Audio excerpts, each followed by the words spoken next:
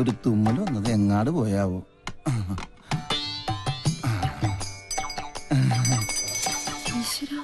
അക്കരെ ഇക്കരെ നിന്നാലെങ്ങനെ ആശ തീരും, സ്വഹ ആശ തീരും. ഒന്നുകിലാങ്കിളി അക്കരേക്ക് സ്വഹ, അല്ലെങ്കിൽ പെൺകിളി ഇക്കരേക്ക്, അല്ലെങ്കിൽ ആങ്കിളി അക്കരേക്ക്. എന്റെ പെങ്ങൾക്കും അളിയനും ഇങ്ങനെ അക്കരെ ഇക്കരെ നോക്കി ജീവിതം തൊലക്കേണ്ട ഗതികേടായി പോയല്ലോ ദൈവമേ. പാവം, ഒന്നും കഴിച്ചു കാണില്ല. അനുഭവിക്കട്ടെ. ശുദ്ധനായ നമ്മുടെ അച്ഛനെ ഇങ്ങനെ ഒറ്റ ദിവസം കൊണ്ടാ മൊട്ടനാക്കി മാറ്റിയത്.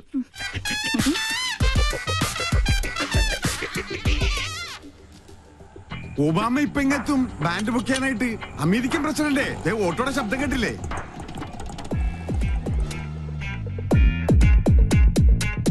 മോൾക്ക് സ്കൂളിൽ പോണ്ടേ?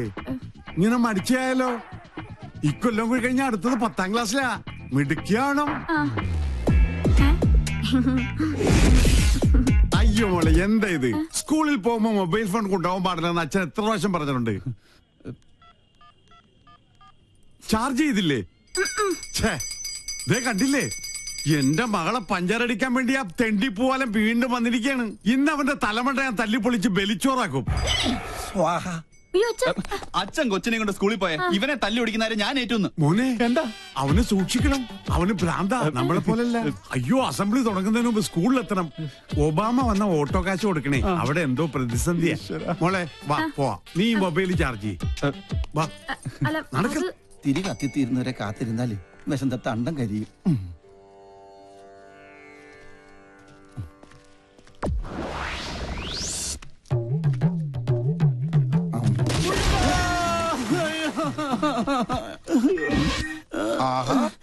അയ്യോ, എന്തിനാ റോട്ടിൽ കിടക്കണത്? വീട്ടിൽ പോയി കിടന്നൂടെ?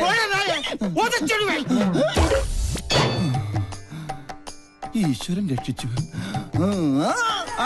വന്നല്ല വാനര സംഘം. മാറ് മാറ് മാറ്, ആരും അടുത്തേക്ക് വരരുത്. വിഘ്നേശ്വരനുള്ള നിവേദ്യമാണ്. ഉന്നം പിഴച്ചാൽ എന്റെ അന്നം മുട്ടും. ഒരു അപേക്ഷയുണ്ട്, ആർക്ക് കിട്ടിയാലും പാതി എനിക്ക് തരണം. ഇതെന്റെ ബ്രേക്ക്ഫാസ്റ്റാ. എന്റെ ബ്രേക്ക്ഫാസ്റ്റ് കൊണ്ട് പോകല്ലടാ. അയ്യോ, തേങ്ങക്ക് പോലും ഉന്നം ഇല്ലാതായി. ശുഭ ലക്ഷണം. എറിഞ്ഞത് തേങ്ങ, ഉടഞ്ഞത് കാല്. ഉന്നം പിഴച്ചതാ. ദൈവത്തിന് പോലും മതിയായല്ലോ.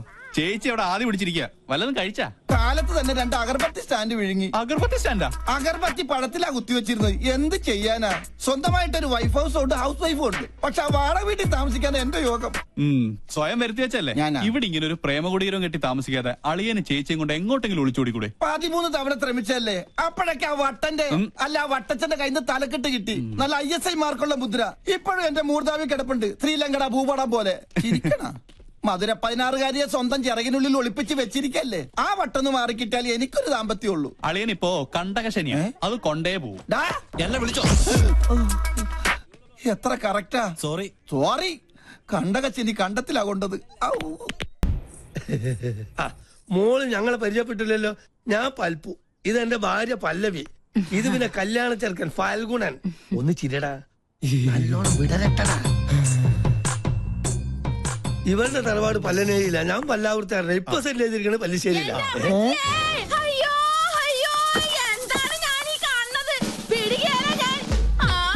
എന്താ അറിയില്ല. ആരാ? എന്താപ്പത്? പങ്കൻ ഓറാക്കൂ.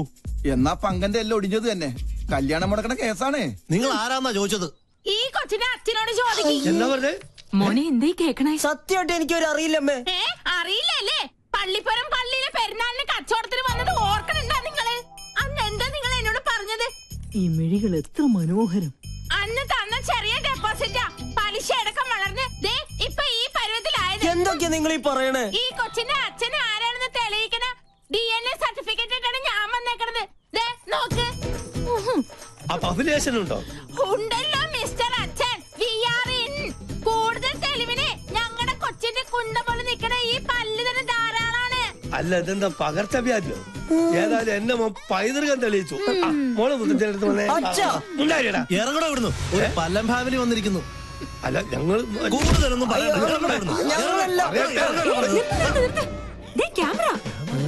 വേഗം ചെല്ലളിയാ.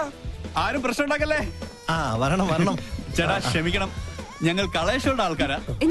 ഈ നിൽക്കുന്നതാണ് ഞങ്ങളുടെ ആങ്കർ പിങ്കി. അയ്യോ അമ്മേ, പിങ്കി. എന്റെ ഈശ്വര, എനിക്കിത് വിശ്വസിക്കാൻ പറ്റുന്നില്ല.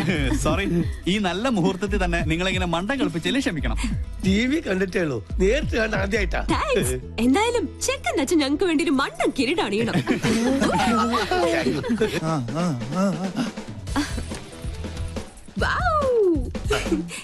ഇതും കൂടി. ഓക്കെ, ഇനി എല്ലാവരും ക്യാമറയ്ക്ക് വേണ്ടി ഒന്ന് പോസ് ചെയ്തേ. ഞങ്ങളോട് സഹകരിച്ച എല്ലാ കുട്ടികൾക്കും ഞങ്ങളുടെ വക ഒരു സ്പെഷ്യൽ സമ്മാനം ഉണ്ട്. പിടിച്ചേ. Okay, bye bye. എടാ രാഹുലേ, എന്ത് പറ്റി? ക്യാമറ പോയി, ബ്ലേഡുകാരും കൊണ്ടുപോയി. അവരോട് കടം വാങ്ങിയിട്ടാണ് കഴിഞ്ഞ തവണ നിന്റെ അച്ഛന്റെ വെട്ടിന് മർമ്മ ചികിത്സ നടത്തി. കടം കിട്ടുമെന്ന് പറഞ്ഞാൽ കടിക്കുന്ന പട്ടിക്ക് വില പറയും. ഇതിനു മുമ്പ് അളിയന് വേണ്ടി ഞാൻ ജാമ്യം നിന്ന കാശ് വാങ്ങിയ ഒരു ടീം ഇപ്പൊ സ്റ്റുഡിയോയിൽ വെയിറ്റ് ചെയ്യുന്നുണ്ട്. അതിനടിച്ചു മാറ്റിയതാ മുത്തശ്ശന്റെ മാല. അപ്പൊ സംഗതി സോൾവ് ആയി. ഇത് വിറ്റ 2 കടവും തീർക്കാം. കഴുത്തിരിച്ച് കൊല്ലം അറിയാഞ്ഞിട്ടല്ല. എന്നാ കൊല്ലടാ. ഈ നിൽക്കണ എന്റെ അമ്മായി അപ്പനെ എന്നെ കൊണ്ട് മതി, നീ വണ്ടി എടുത്തേ. എത്രയും പെട്ടെന്ന് ക്യാമറ കൈപ്പറ്റിയില്ലെങ്കിൽ ഇന്നത്തെ എപ്പിസോഡ് മുടങ്ങും. എന്ത് ചെയ്യാനാ, കാസറ്റും അതിലായി പോയി. ഓരോ ദിവസം ഓരോ പുലിവാലായിട്ട് ഇറങ്ങിക്കോളൂ. എടാ, കടം വീട്ടാൻ ആർക്കും പറ്റും, പക്ഷെ അത് മേടിച്ചുവിട്ടുള്ള പാടെ എനിക്കറിയാൻ പാടുള്ളൂ. ഈ ജഡ പണയം വെച്ച വല്ലതും കിട്ടുവോ? കുട്ടിരാമ, മാലയോ പോയി. ഇനി എന്റെ കണ്ണടയും ആ കുരുത്തം കെട്ടോളം അടിച്ചു മാറ്റിയിട്ടുണ്ടാവോ? എന്താ സാറേ? കണ്ണട. കണ്ണട അടച്ചു. അതല്ലടാ, പൊട്ട. പൊട്ടോ? സാറിനെന്തിനാ പൊട്ട്? പൊട്ടല്ലടാ, പൊട്ട. കണ്ണട അടച്ചല്ലോ. എന്നെ ഒന്ന് അങ്ങെടുത്തേ. ഈ ശരീരം വെച്ചോണ്ട് ഞാൻ എടുത്ത പൊങ്ങത്തില്ല. ഒറ്റ കീറി വെച്ചെന്നാലുണ്ടല്ലോ. എടാ മരത്തലയാ, എന്റെ കണ്ണട എവിടെയാണെന്ന് ചോദിച്ചത്. ഓ അതാണോ? എനിക്കറിയത്തില്ല. ദേ ഒരു കാര്യം, സാർ എന്നെ പിരിച്ചുവിട്ടാലും വേണ്ടൂല. ഇനി പിങ്കക്കുഞ്ഞിന്റെ ഷോ കഴിഞ്ഞാലേ ഞാൻ ഫ്രീ ആവത്തുള്ളൂ. ദേ അടുപ്പത്തും നിലവിളി. ഒരു പിങ്കി ഷോ, ഇവളെ കൊണ്ട് ഞാൻ തോറ്റു. എവിടെ വെച്ച് മറന്നാലും ഈ സമയത്ത് ഇത് അന്വേഷിക്കുമെന്ന് എനിക്ക് അറിയായിരുന്നു. ഓ പിന്നെ, ആ തല തിരിഞ്ഞവരുടെ വേഷം കെട്ട് കാണാനൊന്നും എന്നെ കിട്ടില്ല. താൻ തോന്നി. എലിവിഷത്തെക്കാൾ വലിയ വിഷമാണ് അവളുടെ ടെലിവിഷൻ പരിപാടി. അല്ല, മുത്തശ്ശനും കൊച്ചുമോളും തമ്മിൽ എന്തോ ഉടക്കുണ്ടല്ലോ. ആ കുരുത്തം കെട്ടവള് ആരാണ് അവളുടെ വിചാരം? കായംകുളം കൊച്ചുണ്ണിയുടെ കൊച്ചുമോളോ? ഇപ്പൊ പട്ടാ പകല് പിടിച്ചു പറയും തുടങ്ങിയിരിക്കണു. പൂച്ചക്കുഞ്ഞാ? പൂജക്കുഞ്ഞ് ഷോ തുടങ്ങാറായി. Welcome to colour show. ഒരു സന്തോഷ വാർത്ത, ഞങ്ങൾ ഇന്ന് വിജയകരമായ 50ാം എപ്പിസോഡിലേക്ക് കടക്കുകയാണ്. മാന്യ പ്രേക്ഷകരുടെ സഹകരണം തുടർന്നും. നിന്ന് വാചകം അടിക്കാണ്ട് വേഗം തുടങ്ങടി.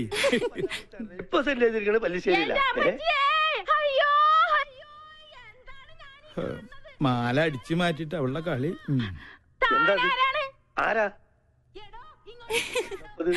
കൊച്ചിന്റെ അച്ഛനോട് ചോദിക്കി. അറിയില്ലല്ലേ, പള്ളിപ്പുറം പള്ളിയിലെ പെരുന്നാളിന് കച്ചവടത്തിന് വന്നത്. എന്റെ മാല. മാലയോ? അത് ഞങ്ങള് തമ്മിലുള്ളൊരു ഇടപാടാ.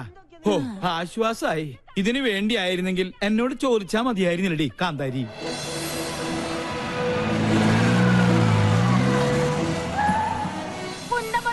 ഈ പല്ല് തന്നെ ധാരാളം. ഇറങ്ങണോ ഇവിടുന്നു?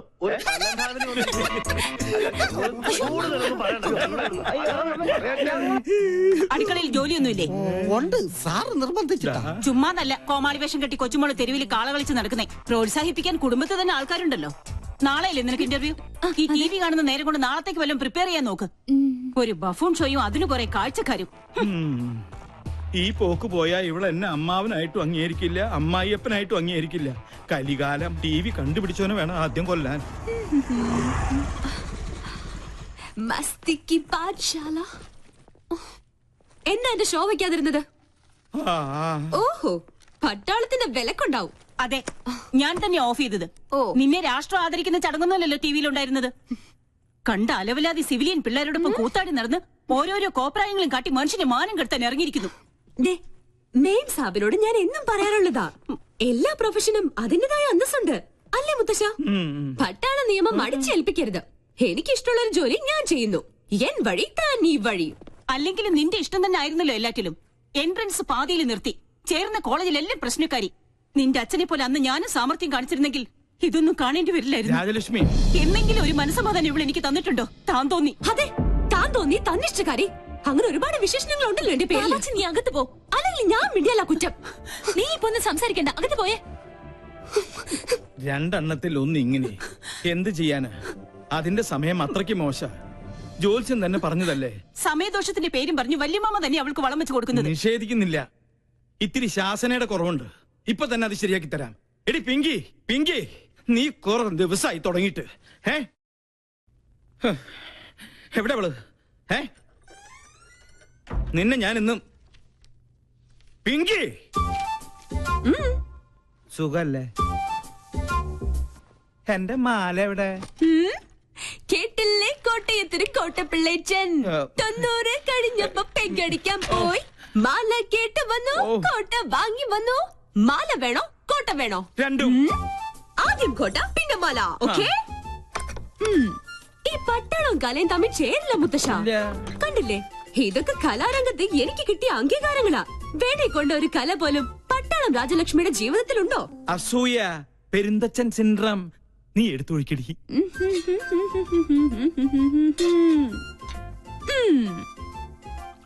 കപ്പ് നിറഞ്ഞില്ലേട്ടാ. ഇത്തിരി നിറഞ്ഞ മതിട്ടോ.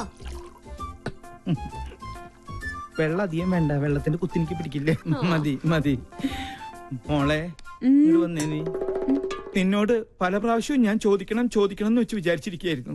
നിനക്കെന്താ ഇങ്ങനെ ഒരു ക്ഷീണം?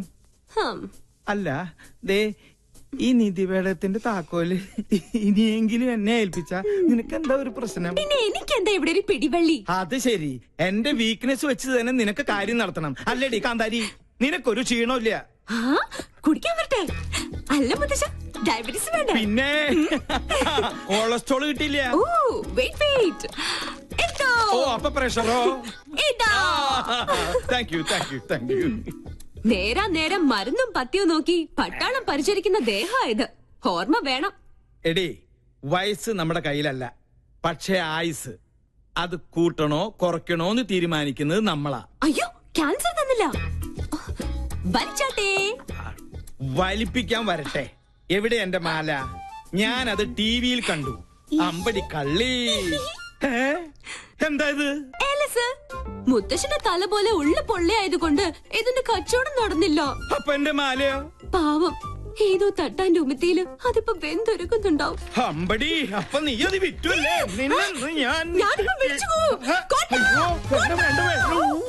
എടാ ഡാഷേ, ഞാൻ പറയുന്നത് നീ അങ്ങോട്ട് കേട്ടാ മതി. നാളെ കാലത്ത് ഷൂട്ടുള്ളതാ. സ്റ്റോറി ബോർഡൊക്കെ റെഡി.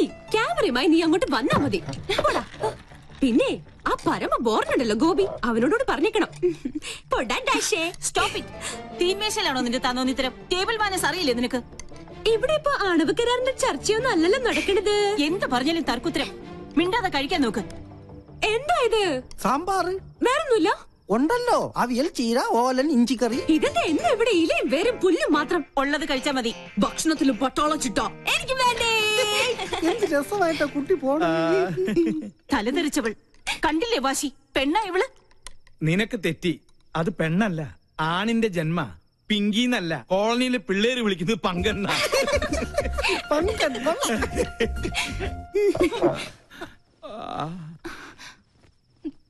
മോള് കഴിക്കി. ഇതിവിടെ പുത്തിരിയൊന്നും അല്ലല്ലോ. അസുരഗണം, ദേവഗണം. തീന്മേശയിലല്ല, ശ്വാസം പോയി മരണപ്പായിൽ കിടത്തിയാൽ പോലും ഇവര് തമ്മിൽ ചേരില്ല. എനിക്ക് മതി. എന്നാ പിന്നെ എനിക്കും മതി. അതാ നല്ലത്. അല്ലെങ്കിൽ വേണ്ട. സ്വന്തം മാല നഷ്ടപ്പെട്ടവനാ ഞാൻ. അതിന്റെ ക്ഷീണം എനിക്കുണ്ട്. അത്താഴ പട്ടിണി കിടക്കേണ്ട ഒരു കാര്യമില്ല. കുട്ടിരാമ, നീ ഇത്തിരി പച്ചമോരും എടുത്തേ. പച്ചമോര് നീലമോരും ഒന്നും ഇവിടെ ഇല്ല. വേണമെങ്കിൽ ഇത്തിരി വെളുത്ത മോര് തരാം. മാല നഷ്ടപ്പെട്ടവനാ ഞാൻ. നീ എന്നെ കൊണ്ട് നിന്റെ കുടൽ മാല എടുപ്പിക്കുന്നത്. എടുക്കടാ.